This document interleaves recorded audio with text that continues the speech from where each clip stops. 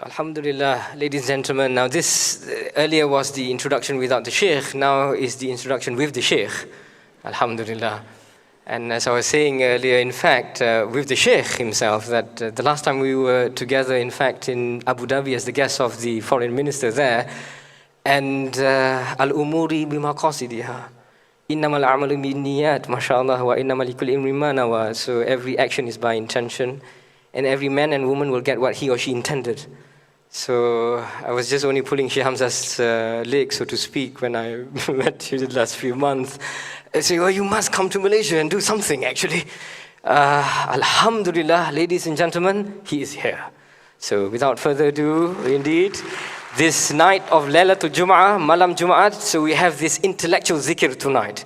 Alhamdulillah, to replace our spiritual zikr there. Please, Sheikh Hamza.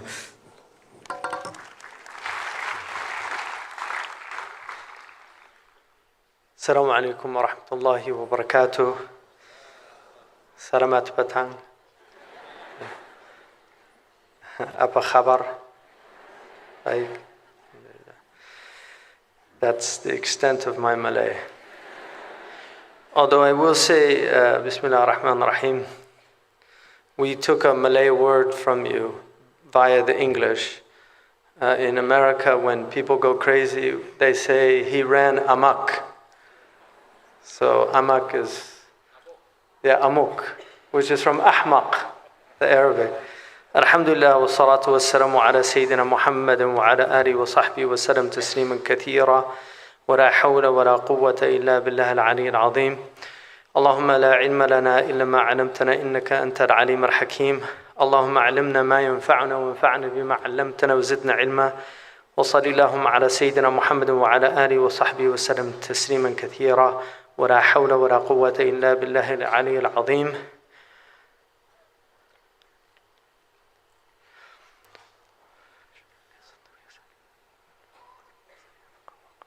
Alhamdulillah, I want to talk, inshallah, about just a few things. One of them is the purpose of human beings, which is a metaphysical question. And then I also want to talk about how we're doing as human beings. And then finally, I want to talk about what perhaps we should be doing as human beings. The first question is, what is the purpose of human beings? Unfortunately, for the first time in human history, there are civilizations that do not really have any answer whatsoever to this question.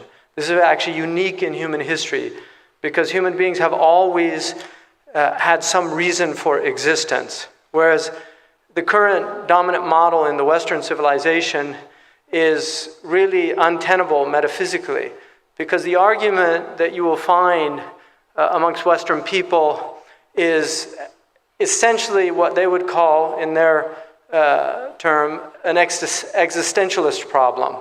In other words, that each person has to work out what the meaning of his life is for him or herself, that nobody's going to tell you what your life means. You simply have to work it out for yourself. And this is why suicide is actually a very serious option in that culture.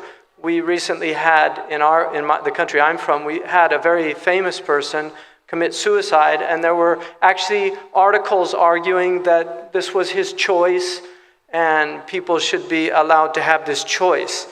And you can't refute that argument unless you have a metaphysical argument to counter that argument. Camus is a good example in the West. He was a French-Algerian philosopher. He's famous for a book called The Plague, The Myth of Sisyphus also. But he also eventually committed suicide. And so in essence, the philosophy, the dominant philosophy that is in many, many parts of the world is actually a philosophy of nihilism. It's a philosophy of what the Arabs would term adamiyah, that there's really no purpose to existence. If we look at our tradition, most people, if you ask them, why are we here? Most Muslims would say, وَمَا خَلَقْتُ الْجِنَّ وَالْإِنسَ إِلَّا لِيَعْبُدُونَ. We only created humans and the spirit world for ibadah. And they would actually believe that this was essentially the purpose of our existence is ibadah. But there are other reasons that our scholars gave from the Quran for human existence. Because if somebody was not a conscious worshiper, then that would mean essentially that their purpose would be null and void. And this would mean that people outside of the faith, whatever the true faith would be at the time, at one time it was the way of Moses, at another time the way of Jesus, at another time perhaps the way of Buddha, if he was a prophet, as some have argued. We have no absolute evidence, but there are some that have made that argument in the past. Isfarayini is one of them. But if the final way, the prophetic way, is the way of the Prophet Muhammad, then his way actually describes different reasons for the creation of human beings. In the Quran, one of them is isti'mar, that Allah created us from the earth, and then ista'markum fiha, that He gave you isti'mar in the earth. And what that means is He asks that you do umran, that you actually build and cultivate the earth. This is called umran. And the Prophet ﷺ, he came as a prophet of the city, first and foremost. He's a prophet also of the Bedouin, he's a prophet of the farmers, but first and foremost, he is a prophet of Al-Medina, the city. And the reason for that is because the last phase of human existence would be an urban phase, that people all over the world have increasingly flocked to cities. And the city is, it's an ancient concept, but the modern city is a very new concept. The idea of a megapolis, this massive city which allows for anonymity, it allows for people to do things that they would not normally do if they were in a small village where everybody knows who they are. So if you look now, the Prophet ﷺ came to a city, Al-Medina, and he taught people how to live and behave within that context, and then he also taught the Bedouin how to live and behave. And for that reason, one of the unique aspects of our fiqh, the jurisprudence of Islam, is that it actually deals with people in isolation.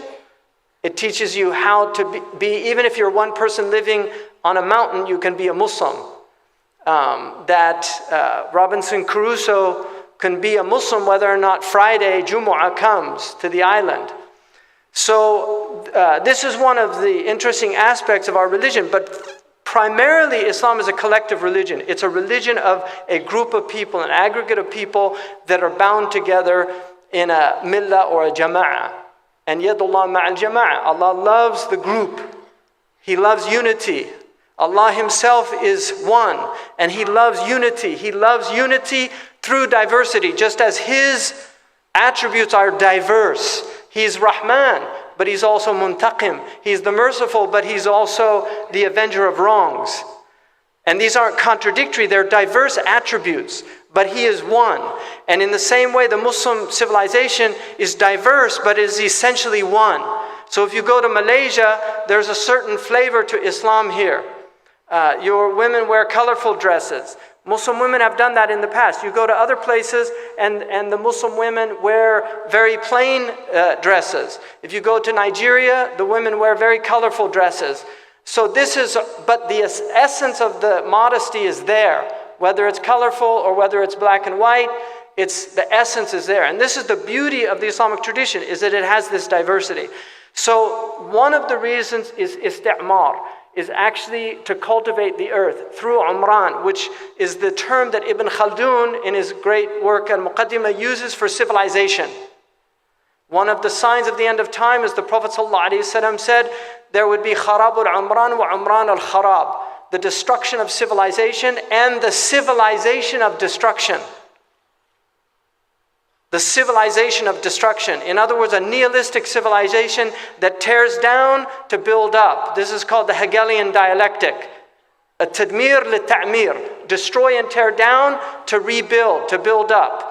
And this is one of the phenomena that we see around the world. Wars come in, they destroy everything, and then people make a lot of money rebuilding those places. The real umran is cultivation. The Prophet ﷺ was not a revolutionary in that sense of the word, that he turned everything upside down. In fact, the Quran says, إِنَّ الْمُلُوكَ إِذَا دَخُلُوا قَرْيَةً أَفْسَدُوهَا وَجَعَلُوا عِزَّةَ أَهْلِهَا أَذِلَّةً. The Sabah, the queen of Bilqis, says that kings, when they enter into cities, they turn everything upside down. They make the high people low. They make the low people high. And Allah confirms that. وَكَذَلِكُمْ يَفْعَلُونَ. Like that, they do. So Allah actually confirmed what this woman said in the Quran. The Prophet, when he went into Mecca, he said, مَنْ دَخَلَ بَيْتَ أَبِي سُفْيَانَ كَانَ آمِنًا. He took the Aziz of the Quraysh and he held him in that position. When he took the keys of the Kaaba and the Abdar family, Banu Abdar, these were the Abdul Dar people. And Talha ibn Amr came to him and asked for the keys. Allah commanded him, أَن تُؤَدُّ الْأَمَانَاتِ إِلَى أَهْلِهَا. Give the keys back to the people who have the sacred trust. And he gave the keys back to Talha and he said, no one will take these keys until the end of time. This is how the man became Muslim. So the Prophet did not turn everything upside down in Mecca. He purified. He made tahdhib. He said, إِنَّمَا بُعِثْتُ لِأُتَمِّمَ مَكَارِمَ الْأَخْلَاقِ. I was sent to restore, to complete the good character of the Arabs. The Arabs had good character. They weren't, Islam did not come into an ethical vacuum. It actually came into a society that had very, very high qualities. And this is very important to remember, that Islam cannot function in an ethical vacuum. In the same way that it cannot function where there's mercy is absent in the hearts of people. When the Prophet kissed one of his grandchildren, one of the Bedouin desert Arabs said, أَتُقَبِّلُ الْأَوْلَادِ? Do you kiss children? He said, I have 10 children and I've never kissed one of them. The Prophet ﷺ said, do I have anything in my religion for somebody who has no mercy in his heart? In other words, if you're a cruel person, this religion has nothing for you. It has nothing for you. Because it's a religion based on rahmah. It's a religion based on mahabbah. And those things are the things that unite people. The Prophet ﷺ told us that Allah shaqqa ism ar-rahm min ismihi ar-Rahman. That He derived the womb from His name, the Rahman. And this is why kinship bonds bind us. First and foremost as Banu Adam. كلكم من آدم وحواء كلكم من آدم وآدم من تراب. All of you are from Adam, and Adam is from turab. He's from dust. So outwardly we're all the same. There's no superiority of one group over another group. I'll get to that. So isti'mar is very important. This is why anybody that is cultivating the earth, that's doing something beneficial, is fulfilling a divine function. He has a purpose in life, whether he's worshiping or not. The second reason is istikhlaf. Now istikhlaf has a couple of different meanings, but one of them is, I'm taking this from the great ethicist Raghib al-Isfahani. He was also a mufassir of Quran, one of the teachers through books of Imam al-Ghazali. Raghib al-Isfahani in Dari'a ila Makarim al-Shari'a says that the second reason that Allah created human beings was for istikhlaf, that they actually are replacements for the previous generation. So as a new generation comes, they replace the previous generation. When you look at your children, you're seeing your replacements. They're going to take your place one day, because you will die and they will fulfill that function that you were fulfilling before. That's one of the meanings. Another meaning is to act as a steward. Inni ja'ilun fil ardi khalifa. I'm placing in the earth a caliph. So Allah gives us these tools. He gives us the means that we need to fulfill this function, to be khulafa in the earth. And when Dawood was told that he was being made a caliph, Allah told him to judge with justice and not follow his hawa, because this is what will divert you from justice. So this is the second purpose that we are created. The third purpose that Allah subhanahu wa ta'ala created us is that we are here to adore Allah subhanahu wa ta'ala, to know Allah subhanahu wa ta'ala, to know our Creator. Allah subhanahu wa ta'ala, when He said that مَا خَلَقْتُ الْإِنسَ وَالْجِنَّ وَالْإِنسَ إِلَّا لِيَعْبُدُونَ, I only created the sprites and the spirits and the humans to worship. Ibn Abbas said لِيَعْرِفُونَ, in order to know me.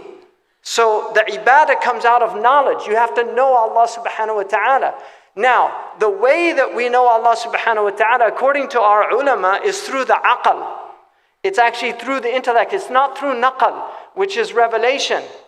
The way that we know Allah subhanahu wa ta'ala, فَعْلَمْ أَنَّهُ لَا إِلَهَ إِلَّا اللَّهِ. Know, have ilm, that there is no God except Allah subhanahu wa ta'ala. And the ulama derive different proofs for this. Burhan al-Tamanu', Burhan al-Tawarid. For people that have studied some aqidah, they know these proofs. They looked at different proofs. The intellect can arrive at an understanding through thought that you have to have a creator. Nothing can come out of nothing. You cannot get something from nothing. There has to be a source behind this.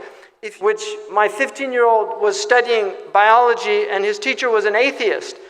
And he came and told me that he was studying biology, and he said that his teacher said that we can explain life without God.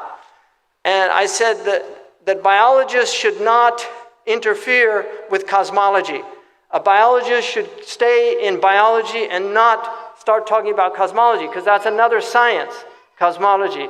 And it reminded me of the joke about the biologists that meet God, and God asked them what they're up to, and they said, well, we've gotten rid of you.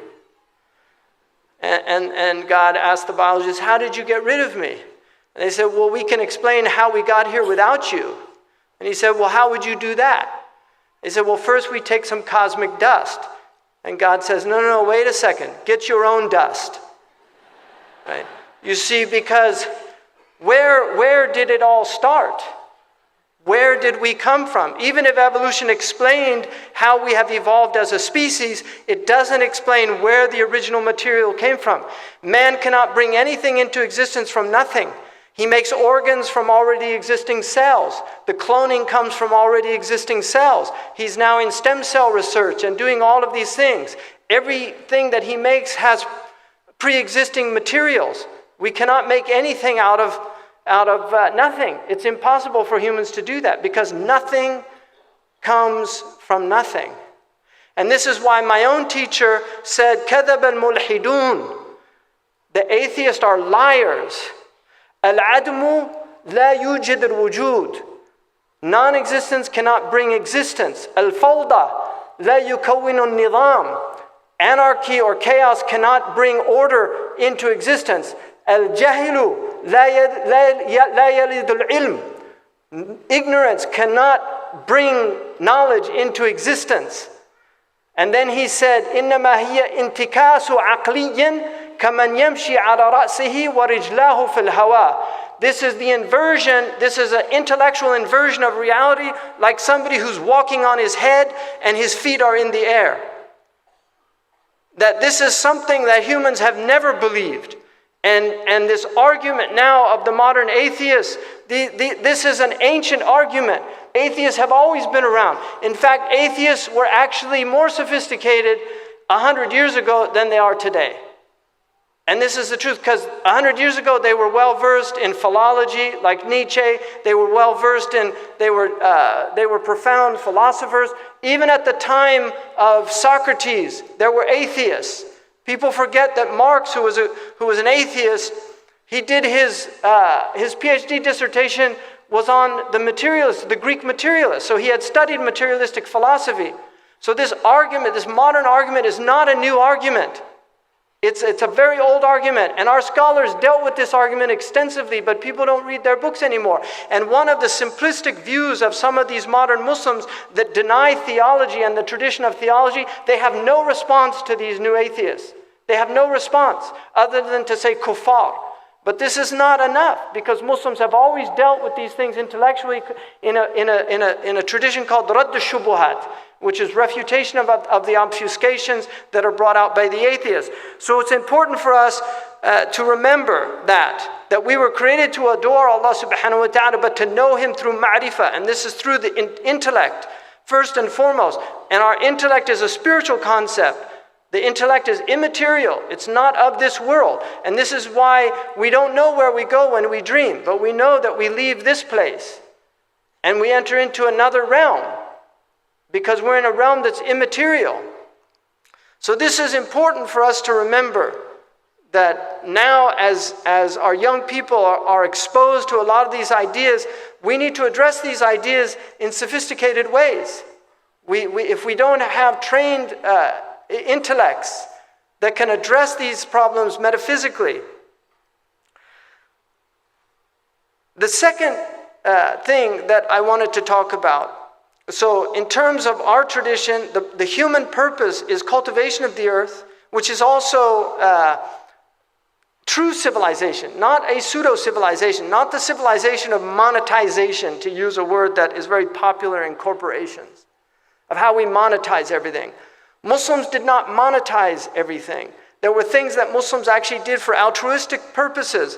Now, the dominant belief, if you believe in evolution, you believe in the selfish gene, that everything a human being does is for his selfish nature, that people are not altruistic. This is not true. This is a lie. This is one of the lies that they teach. Human beings have a dual nature. We're nafis and we're munafis.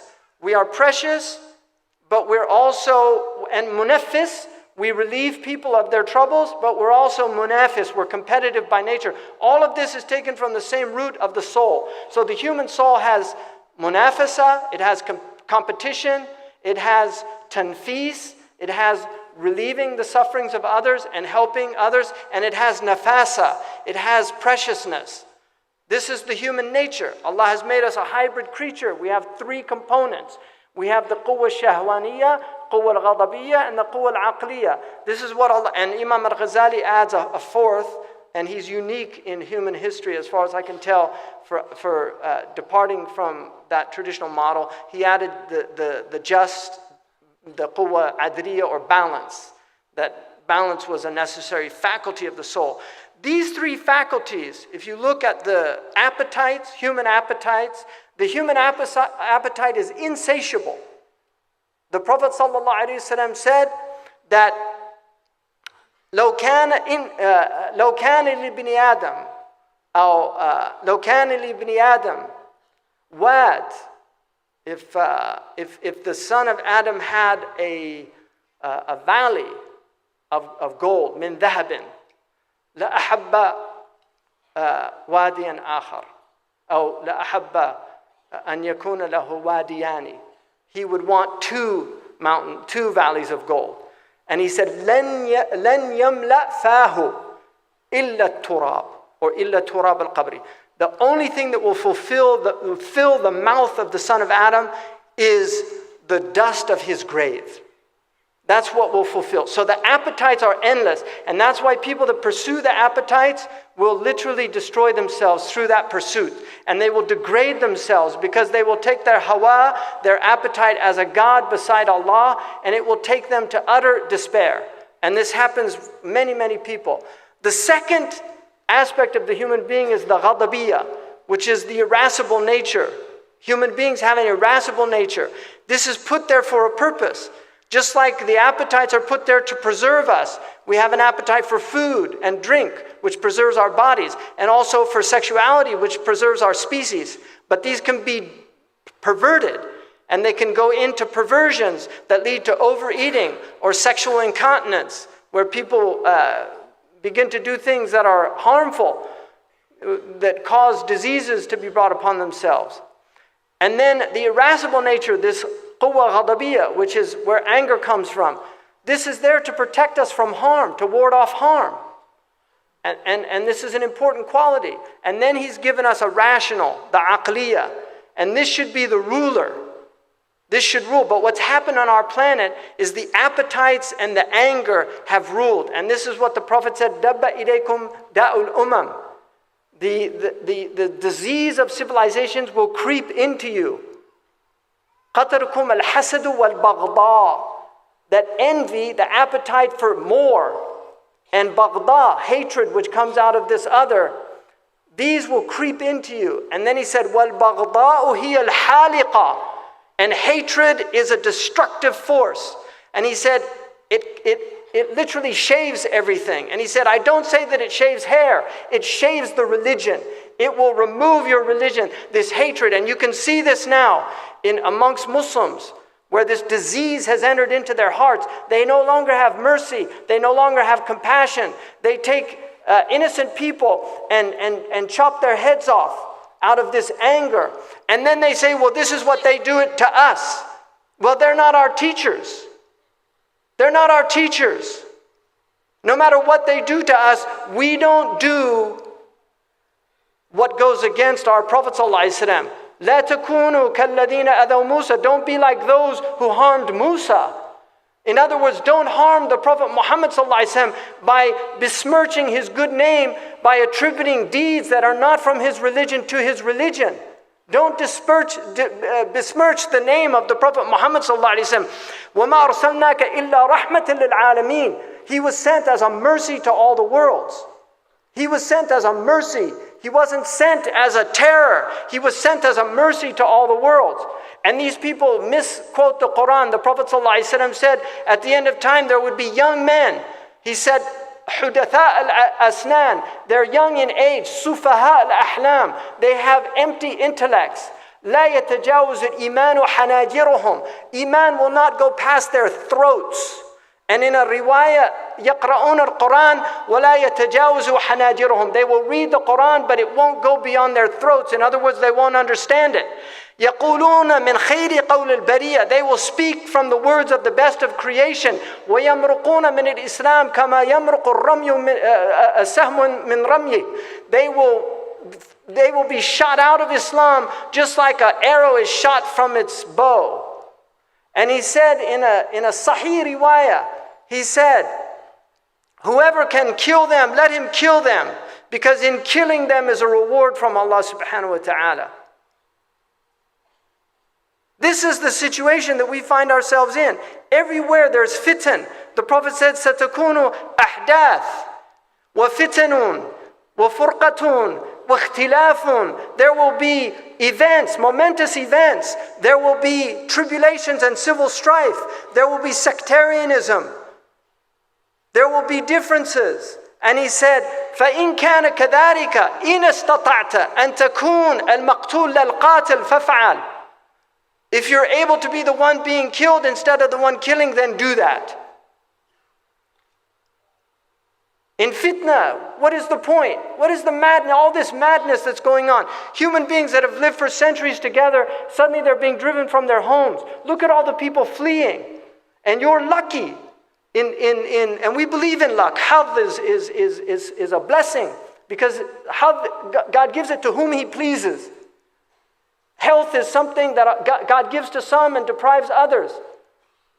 You are very fortunate in Malaysia because you have been blessed with relative security. Nothing is secure in this dunya.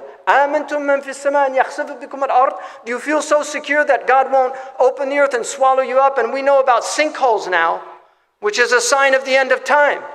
Khasfun wa maskhun. The Prophet said that there will be sinkholes swallowing people up. So you shouldn't feel so secure.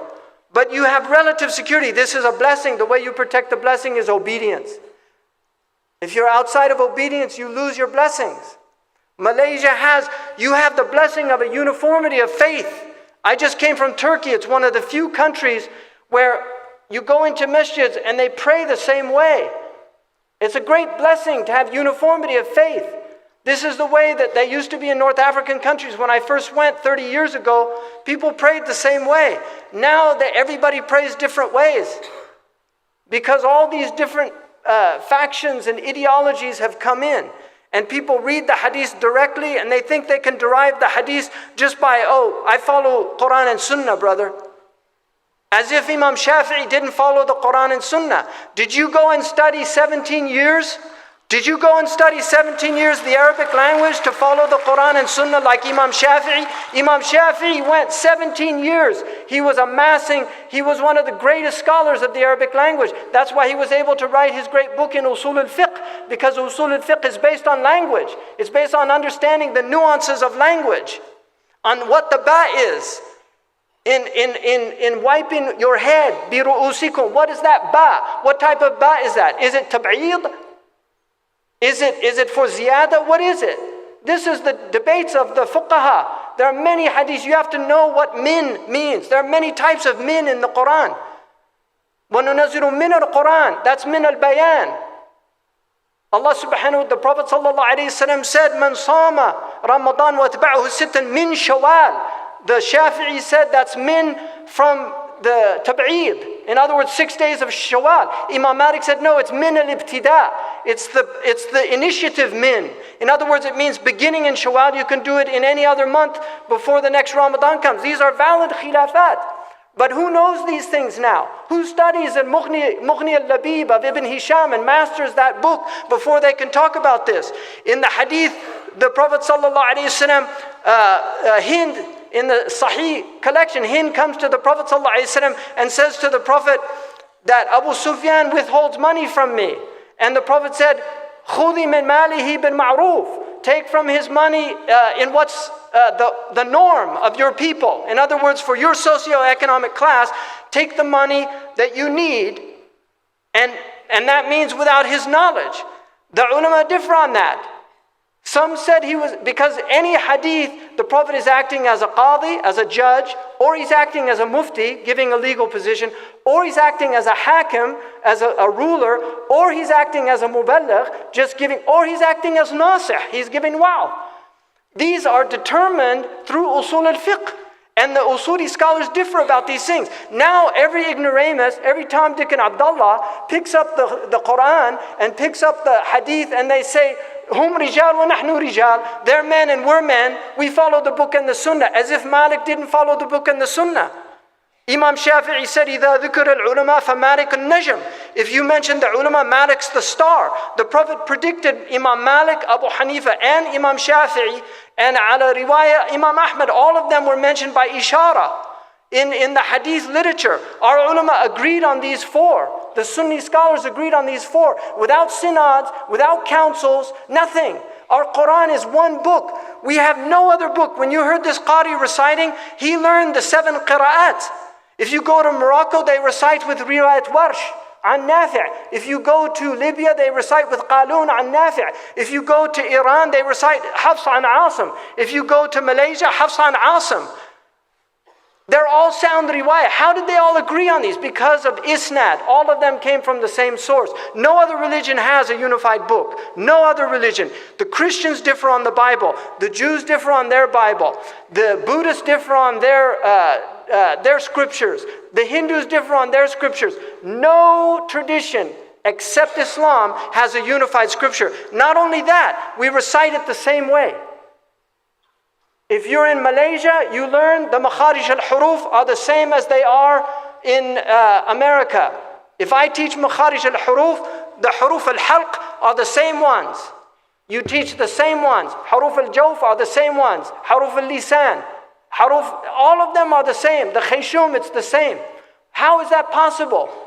How? Because all of them came from the same source. No other religion has the unity of this religion. If you go to Mecca and Medina, and you go into the masjid, at Maghrib time, you will have an Ibadi next to you. You will have a Shi'i next to you. You will have a Hanafi, a Maliki, a Shafi'i. You'll have a Zaydi. All of these different groups, and yet they all pray 3 rakats. They stand, they go into ruku', they stand back up, they go into sajda. Some of them might move their finger, some of them might keep it flat, some of them might put their hands here, some might put it here, some might put it here, but the prayer is the same. No other religion has that uniformity. And there are people that are coming into your country that are starting to confuse your people about your religion. You have a good, solid foundation.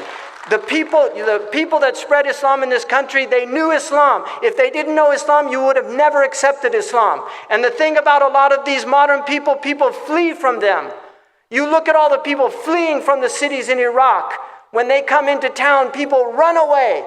And Allah says in the Quran, فَبِمَا رَحْمَةٍ مِّنَ اللَّهِ لِنْتَ لَهُمْ. It's a mercy from Allah that you were gentle with them. وَلَوْ كُنْتَ فَضًّا غَلِيظَ الْقَلْبِ لَانْفَضُّوا مِنْ حَوْلِكَ. And if you were harsh and hard-hearted, they would have fled from around you. And this is a proof that these people have nothing to do with the way of the Prophet Muhammad sallallahu alaihi wasallam. Nothing at all. Nothing whatsoever to do, because his way is a way that brings people in. It unites people. It makes ta'leef. Allah subhanahu لو أنفقت ما في الأرض ما ألفت بين قلوبهم ولكن الله ألف بين قلوبهم. Allah will unite the hearts if you follow the Prophet. فَلْيَحْذَرِ الَّذِينَ يُخَالِفُونَ عَنْ أَمْرِهِ. But woe unto you if you go against his way. If you go against his way. أَن تُصِيبْهُمْ فِتْنَةٌ. They will be afflicted with a fitna, a horrible tribulation. وَعَذَابٌ أَلِيمٌ. Or a painful chastisement. And his way is the way of Ahlul Ilm, the Salaf al-Salih. Not how people interpret it today. No. The Prophet ﷺ, his ulama were rightly guided. He said, يَحْمِلُ هَذَا الْعِلْمِ مِنْ كُلِّ خَلَفٍ عُدُولُهُ يَنْفُونَ عَنْهُ تَحْرِيفَ الْغَالِينَ وَانْتِحَالَ الْمُبْطِلِينَ وَالتَّأْوِيلَ الْجَاهِلِينَ. This religion is carried in each generation by just and upright people. They will negate, يَنْفُونَ عَنْهُ, they will negate the extremists. And they will negate the decontextualizers, the people that take his religion out of context. And they will negate the interpretations of the ignorant ones. Those udul are the people of Sanad, the people that took from the people that took from the people that took back to the Prophet ﷺ. This is our tradition. And this is the tradition that was in Malaysia. And so I'm warning you as people. I am warning you. I am a warner. And I'm telling you because the Prophet is Bashir and Nadir.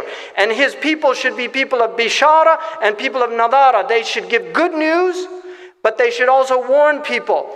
If you allow these seditious teachings into this country, you will see factionalism, you will see sectarianism, you will see your houses divided, you will see religion become a source of fitna and tribulation. You are Shafi'i. This is your tradition. Your aqidah is a sound aqidah.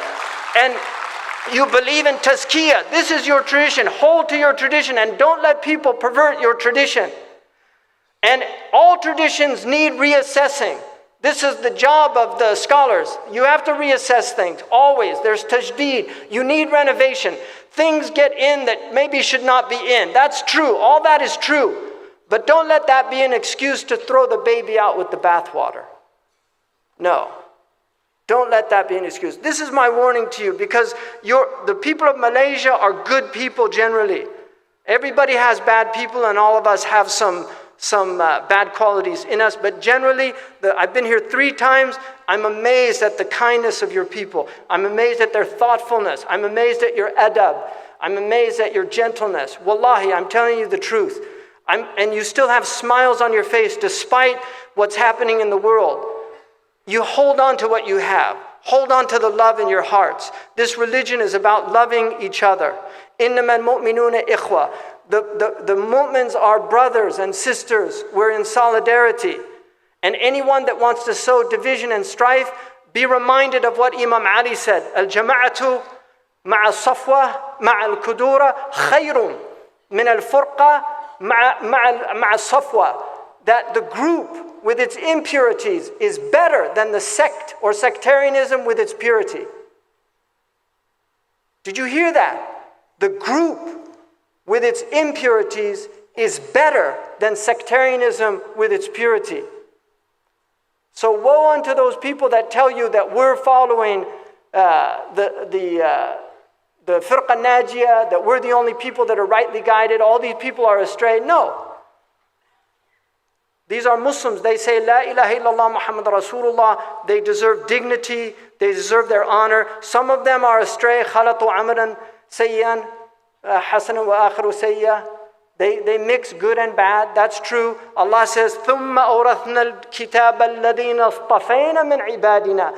We have given this book to those we have chosen from our people, from our servants. فَمِنْهُمْ, amongst them, ظَالِمٌ لِنَفْسِهِ. He's wronging himself. He's still Mustafa. Allah astafahu. He's still from the chosen. مِنْهُمْ ظَالِمٌ لِنَفْسِهِ وَمِنْهُمْ مُقْتَصِدٌ وَمِنْهُمْ سَابِقٌ بِالْخَيْرَاتِ بِإِذْنِ اللَّهِ. And amongst them are the outstrippers. All of them are from this ummah. And we should love all of them and care about all of them and have rahmah in our hearts for them and want to see them make tawbah. And now in conclusion, tawbah. If you look at this planet, everywhere you look, we have strife. Everywhere you look, we're seeing environmental degradation. You're a fish people. Historically, Malaysia has lived on fish. We've lost 80 to 90% of the fish in the oceans that people eat. 80 to 90%. The fish have been completely depleted from the ocean. There's the foremost expert on jellyfish, lives nearby in New Zealand, nearby relative to where I'm from. She did her PhD at UC Berkeley, and she wrote a book called Bloom about the jellyfish that are taking over the ocean. The jellyfish are now taking over the oceans. Jellyfish are spineless, mindless, they have no brain and they have no spinal cords, and they're consumers. They just eat plankton. They're taking over the ocean because the ocean is metaphysically representative of human consciousness. And this is what's happened to the human being. We have become spineless, mindless consumers, like jellyfish. We're like jellyfish. And just as the jellyfish are taking over the oceans, the spineless, mindless consumption is taking over the ocean of consciousness. People now, without thinking, they consume. They don't think about future generations. All of this that's happening on the planet, it can't go on. You cannot keep producing the garbage that you're producing. We cannot keep consuming at the levels we're consuming. If people consume at the level of the average American around the globe, we will need 3 Earths to supply all the goods. We represent 5% of the population. We consume over 20% of the world's natural resources. We are mubadhirin. And Allah says, Inna al-mubadhirina kanu ikhwana shayateen. That those who are extravagant are like brethren to the demons. They're like brethren to the demons. We should be turning away from this. Fortunately, we have people in the United States that are speaking out against this consciously. We have people that are now, where I come from, we have people that are downsizing, that are going to small houses, that are getting off the grid. We have people going back to simple farming techniques because they realize this is untenable. It can't continue on, but they're not enough. And this is why you here in Malaysia, you have to think, all of this affects all of us. We're a global community. The part and the whole cannot be separate anymore. And those that are polluting in one place, the pollution is affecting others in other places. We have now, radiation has affected us. We know that the Fukushima, what happened in Japan, it's affected us. The radiation levels have increased. There's a massive, the size of Texas, there's a garbage pit in the middle of the Pacific Ocean between you and my country. Is a massive garbage pit the size of Texas. This is what we're doing to the planet. Allah says, ظَهَرَ الْفَسَادُ فِي الْبَرِّ وَالْبَحْرِ بِمَا كَسَبَتْ أَيْدَى النَّاسِ لِيُذِيقُهُمْ بَعْضَ الَّذِي عَمِلُوا لَعَلَّهُمْ يَرْجِعُونَ. And this is in Surah Ar-Rum, in the chapter called the Europeans, that corruption has manifest on the land and in the ocean because of what humans are doing with their own hands. And Allah allows that to happen لِيُذِيقُهُمْ, in order to let them taste the harm of what they were doing, that perhaps they might make Tawbah, that perhaps they might turn to God. We have problems all over the planet. We need a global Tawbah. We need people to turn back to Allah subhanahu wa ta'ala. We need people to understand we cannot continue. We have children. I have children. I think about my children's future. I think about the world that they're going to inherit. But not just my children. I think about children all over the world. I travel all over the world and I see education levels in Africa are abysmal. Education levels in Ferguson, America, in Missouri are abysmal. That there are people that are neglected simply because of the color of their skin. There are people that are neglected because they don't have that socioeconomic status. These things are wrong. And we need to work as a community. The Muslims should be shuhada ala nas. We should be the witnesses unto humanity. We should be the ones showing the world. That's what Allah subhanahu wa ta'ala, kuntum khayra ummatin ukhrijat linnas. You are the best ummah that came out for humanity, not for yourselves. He didn't say kuntum khayra ummatin ukhrijat lianfusikum. He said linnas, for humanity. Why? Because you enjoin what's right. You forbid what's wrong. You condemn vice when you see it. And you believe in Allah subhanahu wa ta'ala. This is the function of our community. We should be condemning what's wrong. We should be encouraging what's right. But the Prophet ﷺ warned us. He said, "Ma antum idha marajat dinukum wa sufikat dima wa dhaharat az-zina wa sharaf al-bunyan." He said, "What are you?" He used ma. He didn't even say man. Who are you? He said, "What are you?" If your religion becomes confused and you start shedding blood and you're luxurious and you manifest all your luxury and your buildings become exceedingly tall, what are you? Ma antum. Are you fulfilling your purpose? This planet needs global Tawbah. There was a time in my country, in the United States, where the presidents used to tell people when they had difficulties to fast. They had days of fasting that were actually national days of fasting in the 19th century, where they told everybody to fast and to ask God forgiveness. This is the United States of America. It's no longer a Christian country. We don't even know what it is. I don't know what's happened to my country. All I noticed when I was a kid, nobody had tattoos. Now everybody has tattoos. When I was a kid, everybody got married. Now people don't get married other than homosexuals. Like, nobody gets married. The only people that want to get married are the people that used to not want to get married. Annie Leibovitz, brilliant writer from New York. Annie Leibovitz was asked about that. She's a lesbian. She was asked about it. She said, "When I was young, that's why you were a lesbian, so you didn't have to get married." And she said, "Or you said you were homosexual just to get out of the army." He said, "Now that's what everybody wants to do." So I don't know what's happened to my country. It's changed a lot. And you're going to get the same diseases in this country. You will get the same thing if you allow these things in without thinking about what you have. Your families will break down. You'll start building old folks' homes. Instead of taking care of your parents, you'll just put them in to let a caretaker take care of them. This is already happening in some Muslim countries. This is what happens because the Western civilization is a package deal. Don't think you could just take part of it. Arnold Toynbee said, it doesn't work like that. You get the whole thing. And that's why you're a creative people. You need to be more creative. Really, you need to be more creative. You need to think about Malaysia being a model country. You're one of the best Muslim countries. There's a few Muslim countries on this earth that I go to and I think, alhamdulillah, there's some Muslims that are actually normal and they're functioning. And Malaysia is one of them. And may Allah bless you and keep that. Wallahi, may Allah bless you and keep that. So, Imam An-Nawawi in his famous book called Riyadh al-Salihin, he has an introduction. The first bab is ikhlas. That's the first chapter, is sincerity. We need sincerity. But the second chapter is tawbah. We need a sincere tawbah. Tubu ilallahi jami'an. Turn all of you together back to Allah subhanahu wa ta'ala. The Prophet said, Astaghfiru rabbakum fa inni astaghfirullah sab'ina marra. Ask forgiveness of your Lord because I ask forgiveness every day at least 70 times. The Prophet who was sinless, he had no sin and yet he's asking forgiveness of our Lord. We need to ask forgiveness of Allah. The Prophet ﷺ told us, he gave all the diseases of the world in his final address. He said that the blood of Jahiliyyah is over. There's no more revenge in my religion. And he said the first blood he put down was Rabi'a ibn al-Harith bin Abdul Muttalib, his own family. So if anybody was going to take vengeance, it would have been his family. He said no. And then he said, so this Jahili hatred, it has to end. And in our tradition, we have the ability, and Dr. Al-Afifi, who's one of your muftis here, will confirm this.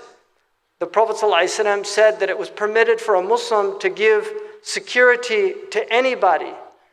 He can give security to people, but these people don't know the sunnah of the Prophet. If we give security, then they're supposed to honor that and let those people go. They don't do that anymore because they don't know the sunnah.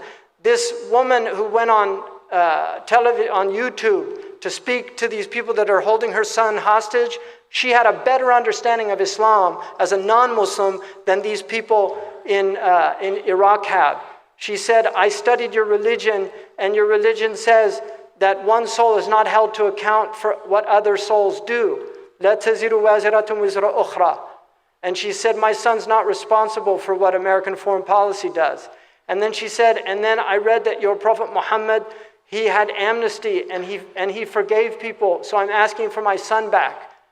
She said, I just want to hug him. Now, that's one woman, and I know that Muslims have untold suffering. I know that. If you look at what's happened to the Iraqi Muslims at the hands of these people, it's worse than all of the Christians, but they only talk about the Christians. I'm aware of that. I'm very aware of that. And it should all stop. But for me, the most important thing in this religion is the preservation of the honor of our Prophet ﷺ. When we harm each other, that's what we do amongst ourselves. But when we harm peoples from other religions and other cultures, it harms our religion. It harms our religion. And that's why it's so odious to me. All of it is bad. What the Jews in Israel have done to the Palestinians is heinous and condemnable. It's heinous and condemnable. But what Muslims who claim to be Muslims are doing to people in these places is, to me, more heinous. Because when an Israeli attacks a Muslim, it doesn't affect the religion of Islam. But when these people attack innocent people, it makes our Prophet, people think that his religion was a cruel religion. And I want to end with a quote by Amir Abdul Qadir al-Jazairi, one of the great Muslims of the 19th century who died in 1883. He said, when we think how few men of real religion there are, how small the numbers of defenders and champions of the truth, when one sees ignorant persons imagining that the principles of Islam are hardness, severity, extravagance, and barbarity, it is time to repeat these words. Sabrun jameel, wallahu musta'an. Beautiful patience, and our help is with God. Jazakumullah khairan, wassalamu alaikum wa rahmatullah.